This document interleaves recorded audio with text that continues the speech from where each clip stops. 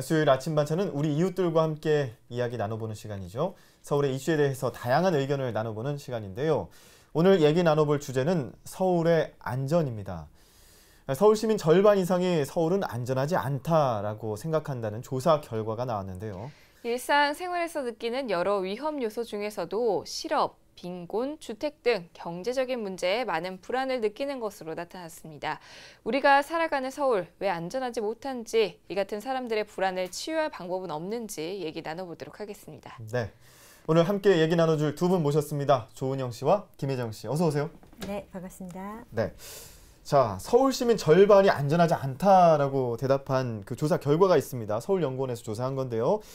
사실 절반 이상이 안전하지 않다라고 대답을 했다니까 약간 놀랍기도 하고요. 두 분의 경우는 안전하다고 느끼시는지, 이 절반 안에 포함이 되시는지 또 한번 여쭤보고 싶은데 어떠신가요? 저는 안전하지 않다고 느끼고 있습니다. 아, 네, 그래요? 네. 왜 그렇죠? 여러 가지 불안한 요소들이 많이 있는 것 같아요. 그래요. 네. 김혜정 씨는 어떠신가요? 저는 겉으로 볼 때 대도시 서울은 안전한 도시인 것 같거든요. 근데 네. 하루하루 사는 사람들은 불안하다고 느끼고 있는 것 같아요. 네. 어떤 부분에서 서울 생활이 좀 가장 불안하거나 고민이 되는지도 좀 궁금한데요. 특히 조은영 씨 같은 경우에는 제주도가 고향이시잖아요. 네. 네, 서울로 와서 가장 힘들었던 거는 뭔가요? 제일 첫 인상은 사실 제가 겨울에 올라왔는데요. 와서 이제 집 구할 때 그때 기억이 지금도 나거든요. 네. 그리고 겨울에 처음에 계약을 했었기 때문에 다시 집을 구할 때도 항상 겨울이었기 때문에 예, 추운 느낌과 연결이 돼 있습니다. 그리고 또 그 주거 환경이 집값은 그 고향보다 높은데 근데 주거 환경은 더 좋은 건 아니어서 네, 예, 그거가 그 좀 그 안전하지 않다는 느낌을 주고요. 그리고 또 하나는 그 일하는 곳과 집과의 거리가 상당히 멀어요. 그래서 뭐 이동하는데 보통 1시간은 여기서는 뭐 그냥 당연한 걸로 생각을 하잖아요. 네. 근데 제주도에서는 왕복 뭐 2~3시간을 그렇게 쓴다는 거는 상상할 수 없는 일이었거든요. 근데 그게 이제 삶의 질하고도 굉장히 영향을 미치는 그렇죠. 것 같습니다. 그래서 예, 이동하면서 굉장히 힘을 많이 빼고 에너지를 쓰게 되고 시간을 쓰게 되니까 집에 늦게 들어오게 되고 뭐 주변 사람들과 동네 사람들하고 뭐 얘기 한마디 편안하게 나누지 못하고 쓰러져 자고 뭐 이런 삶이 계속되게 되니까 한동안은 그런 생각했었어요. 그러니까 또 반지하에 처음에 막 반지하에 살고 그랬으니까 아침 일찍 나가서 막 활동을 하다가 밤에는 이제 쏙쏙쏙쏙 이 지하로 들어와서 잠을 자니까 아이고 거의 이건 바퀴벌레의 사람과 닮아있지 않는가 막 이런 생각까지 했던 그런 기억이 있습니다. 예. 원래 그 주거하는 곳이랑 일터랑 거리가 멀게 되면 이 연봉이 아무리 높아도 가기 싫다고 그런 얘기도 있더라고요. 그러면 김혜정 씨는 고향이 어디세요? 혹시 서울 생활을 하면서 서울에서 태어났다가 네. 인천에 살았다가 다시 고등학교 때부터 자취를 했는데 네, 저도 그 주거 문제가 제일 어려웠던 것 같아요. 저도 반지하에서 오래 살았었고 친구들도 반지하 탈출하는데 엄청 오랜 시간이 걸리고 탈출하면은 다들 축하해주고 네, 생각이 납니다.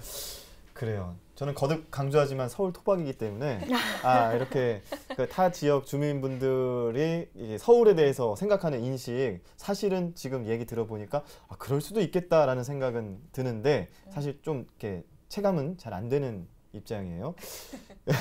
자꾸 너무 강조하시니까요. 예. 태생이 달라요. 네. 뭐 어렸을 때부터 살아왔던 그 배경이기 때문에 익숙해진 거겠죠. 얼마 전에 서울연구원에서 서울 시민들 대상으로 서울은 안전한가라는 질문을 했는데요. 표가 있습니다. 한번 살펴보도록 하죠. 23.4%가 안전하다라고 대답을 했고요. 1.3% 정도만 매우 안전하다라고 대답을 했어요. 보통에다가 24.9%가 되고요. 약간 안전하지 않다와 매우 안전하지 않다를 포함해서 51.8%가 안전하지 않다라고 인식을 했다고 합니다. 네. 전반적으로 그러면 불안한 사회라고 생각할 수도 있을 것 같은데 이렇게 부정적인 인식이 있는 이유 뭐라고 생각하신가요? 제가 느끼기에는 예전보다 더 주거 그 불안정이 심해졌다고 그렇게 느껴지거든요. 네. 그러니까 예전에는 이제 맞벌이 부부가 열심히 이제 적금 부어가지고 전세를 조금씩 이제 높여가고 그래서 나중에 대출을 받아가지고 내 집 장만이 가능할 거라는 꿈을 꿨었잖아요. 근데 지금은 그런 꿈을 꾸기가 굉장히 어려워지고 네. 그나마 이제 전세도 구하기 어려우니까 월세를 내다 보면 적금하기도 어려워지고 그리고 또 고용도 불안정하고 그러다 보니까 참 이게 팍팍하다는 생각이 들고 그리고 또 아주 단순하게는 그러니까 건강만 받쳐준다면 우리가 열심히 땀 흘려서 살면 그래도 잘 살아낼 수 있을 거야라는 그 단순한 믿음이 네. 지금은 그렇게 갖기가 어려운 그렇죠. 유지하기가 어려운 그런 삶인 것 같습니다. 예. 그러면 김혜정 김혜정 씨. 예. 네, 저는 그 외국 친구들이 서울에 오면은 서울은 밤늦게까지 놀아도 걱정이 없고 뭐 외국처럼 10시에는 들어가야 되고 네. 그러지도 않고 그리고 뭐 식당 같은 데 가방 올려놔도 누가 막 가져갈 거다 이렇게 생각하지 않고 그래서 안전하다 이렇게 많이 인정하는 것 같지만 예. 매일매일 사는 사람들이 느끼는 소프트웨어라고 해야 될까요? 그것들은 되게 불안불안한 상태인 것 같아요. 그 많은 사람들이 자취하고 반지하에 살고 이렇게도 하는데 그 골목골목에서 아직도 성추행이라든지 성폭력 위험 때문에 집에 가기 어려워하거나 네. 택시 타기도 불안해하는 그런 사람들도 굉장히 많고요. 네. 그리고 뭐 저희 동네 같은 경우에도 맛있는 밥집이 생겨도 너무 빨리 문을 닫고 네 그리고 예. 내가 좋아하는 서울에 뭐 대명사인 카페나 이런 것들도 너무 많이 저희 사정이 어려워져서 문 닫습니다. 이런 것들을 보면은 겉으로는 화려해도 그게 올해 1년을, 2년을 못 가는구나 그런 생각하면은 서울은 뭐지? 그런 생각 들 때 있어요. 네, 얘기를 들어봤는데요. 서울 시민의 경우 어떤 부분에 대해 불안해하는지를 또 조사를 해봤거든요. 과거와 달리 최근 사회의 가장 큰 위험 요소로 주거 문제가 꼽혔습니다. 88.1%고요. 예. 다음으로 청년 실업이 87.4%, 또 노후 불안과 출산 보육이 뒤를 이었습니다. 두 분의 경우에는 이 중에서 체감하고 있는 부분은 뭐가 있을까요, 조은영 씨? 저는 여러 부분에 다 체감을 하는데요. 제가 이제 보증금에 월세를 내고 있어서 지금 주거 문제 팍팍 와닿고요. 네. 그리고 제가 좀 늦은 나이긴 하지만 출산에 대해서 지금 상의를 하고 있는 중이거든요. 그렇죠. 예, 그래서 뭐 출산 보육의 문제도 아주 크게 체감이 되고요. 또 노후도 멀지 않은 문제더라고요. 많은 문제가 겹쳐 계시네요. 총체적인 난관입니다. 우리 그 남편이 사실 며칠 전에 노안이 와서 가서 안경을 맞췄거든요. 예. 그래서 저희들이 안경 맞추고 나오면서 막 웃으면서 이야기를 했어요. 우리가 지금 출산과 그다음에 노화와 그다음에 지금 월세를 동시에 걱정하는구나 막 이런 이야기를 하면서 웃었었는데 이게 저희들 나름 열심히 살거든요. 네. 열심히 살고 있는 지금 서울 시민의 한 풍경이라고 그렇게 이해해 주시면 좋겠습니다. 네. 그러면 김혜정 씨는? 네, 저는 저의 직업상 청소년들이나 20대 초반 청년들을 굉장히 많이 만나는데요. 네. 정말 빈곤층이라는 그런 생각이 들어요. 그래서 시급 딱 최저임금 주는 직장임에도 그 자리에 붙으면 너무 모두가 축하해 줄 정도로 네. 그런 자리가 많이 없고 그 면접에 붙으려고 너무 많이 노력하고 그런데 이제 그마저도 쉴 시간 없이 일한다는 게 너무 힘든 것 같아요. 그래서 남들 다 하는 주말에 어디 데이트 가거나 놀러 가거나 뭐 여름에 2박 3일이라도 휴가를 가려면 그때부터 이제 그 돈을 모으기 위해서 네. 삼각김밥으로 때우거나 밥도 이제 안 먹고 모아야지만 적어도 이제 거치레를 할 수 있다 이런 거 생각하면 정말 빈곤층이 아닐까 하는 생각이 듭니다. 네. 며칠 전에 한 드라마에서도 예. 어떤 한 청년이 자기는 실업을 당해봤으면 해고를 그렇죠. 당해봤으면 좋겠다고 네. 얘기를 그런 하더라고요. 이야기가 대사에 나오기도 했는데요. 저도 봤습니다. 이런 불안감, 그러니까 안전이라는 것을 재난이나 재해, 뭐 범죄로부터 안전하다라는 것을 느끼는 것보다 삶에 대한 가치, 뭐 예를 들자면 노후, 주거, 청년 실업, 출산, 보육 문제 이런 삶과 관련된 안전에서는 조금 불안하다라고 느끼는 것 같아요. 그랬을 때 그 어떤 부분에 좀 역점을 두고 그 시민들이 안전할 수 있도록 해야 될까라는 부분도 생각을 해봐야 될 것 같은데요. 어떤 부분 개선되면 좋을까요? 조은영 씨부터 대답을 해주신다면요. 근데 사실 이런 내용들은 사실 중앙정부에서 힘있게 개선해야 되는 문제라는 생각이 일단은 들고요. 예. 그래서 뭐 서민들의 주거 안정이라든지 아니면 뭐 건강보험이라든지 연금이라든지 이런 게 가장 사람이 그 삶을 일상생활을 편안하게 유지하게 하는데 이제 기본적인 아주 복제 기본인데, 그래서 중앙정부가 이제 좀 서민들의 불안과 고충을 좀 잘 이해하고 정책을 펼쳤으면 좋겠다라는 그런 안타까움이 있습니다. 그래도 뭐 이제 서울시에서 또 그 개선할 부분이 있으니까요. 네. 그런 걸 이야기를 한다면 저는 오늘은 초지일관 주거 문제를 이야기를 하겠습니다. 왜냐하면 주거가 삶의 안정성을 갖는데 가장 밑바탕에 깔려 있기 때문에 그 문제를 가장 우선적으로 해결했으면 좋겠다는 생각을 합니다. 맞습니다. 김혜정 씨는 어떤 부분에 좀 역점을 둬야 될까요? 저는 서울시가 그래도 장기적으로 불안정한 시대가 다 전 세계적으로 온다고 하잖아요. 근데 너무 거품 위주, 막 투자하면 성공할 것이다 이런 신화를 계속 얘기하기보다는 같이 어려우니까 이것을 좀 헤쳐나갈 수 있는 작은 아이디어나 지혜를 모으는 그런 정책들을 많이 그래도 하고 있다고 생각하거든요. 그래서 그런 거는 되게 좋은 점이라고 생각해요. 네, 거기가 우리 현실인 것 같고요. 네, 지금 추진하는 그 방향성 그대로 밀고 가도 괜찮을 것 같다라고 생각하시는 거죠? 네. 최근 수명이 늘면서 또 노후에 대한 리스크도 큽니다. 유독 시민들이 노후가 불안하다고 생각하는 이유는 뭘까요, 김혜정 씨? 국민연금 저도 들고 있는데요. 이렇게 날라오거든요. 몇 년 후면은 받게 됩니다. 이렇게 하는데 뉴스 같은 거 볼 때마다 자세히 몰라도 좀 불안해요. 내가 낸 만큼 받을 수 있을까? 혹은 저걸로 살 수 있을까? 하면서 이제 인생 선배들한테 찾아다니면서 물어요. 생활비 어느 정도 들고 저희 국민연금에만 의존해도 되나요? 이렇게 물어보면 다들 아니라고 말씀을 하시거든요. 그런데 연금보험 같은 거 사보험 알아보니까 정말 월 수입이 너무 안정적이거나 좀 괜찮은 사람도 어려울다고 느낄 것 같아요. 그리고 요즘에는 비정규직이 대부분이잖아요. 그렇죠. 네, 매년 이렇게 임금도 깎이기도 하고 언제 잘릴지도 모르고 하니까 그 노후 대비하고 있는 사람 거의 없다고 볼 것 같아요. 맞아요. 불안합니다. 네, 그럼 조은영 씨는 노후 대비 잘 하고 계신가요? 불안한 이유가 있을까요? 일단 애를 낳고 이제 월세 문제를 해결하고 난 다음에 생각하겠습니다. 아이고. 네, 지금 어쨌든 우리나라가 그 OECD 국가 중에 그 자살률 1위인 거는 되게 이제 악명이 높잖아요. 그래서 그게 지금 이렇게 곰곰이 생각을 해보면 지금 이제 노인기에 접어드시는 분들은 부모님 다 부양하셨던 분들이시거든요. 맞아요. 그리고 또 엄청 헌신적으로 이제 정말 어떤 신화를 거의 이제 가지시고 자식들을 잘 키우면은 뭔가가 빛이 보일 거라는 생각으로 헌신적으로 이렇게 그 자식들을 키우셨던 분이시고, 그런데 이제 정작 이제 부양을 못 받는 그런 상황이라서 이제 노후에 대한 불안감이 굉장히 크실 거라고 생각이 되고요. 본인이 이제 준비를 다시 또 하셔야 되는 상황이 됐으니까요. 그리고 또 가치관도 예전과는 많이 달라져서 사람들이 그 충격도 상당하게 커서 이제 그게 또 불안감으로 작용하는 것 같습니다.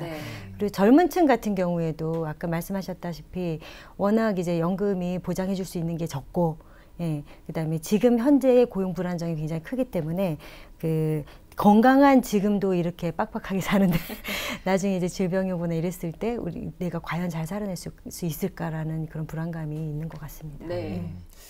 이번 조사가 서울연구원에서 이뤄진 조사란 말이죠. 이 서울연구원의 조사를 토대로 서울시 정책에도 반영을 시킬 것 같은데요.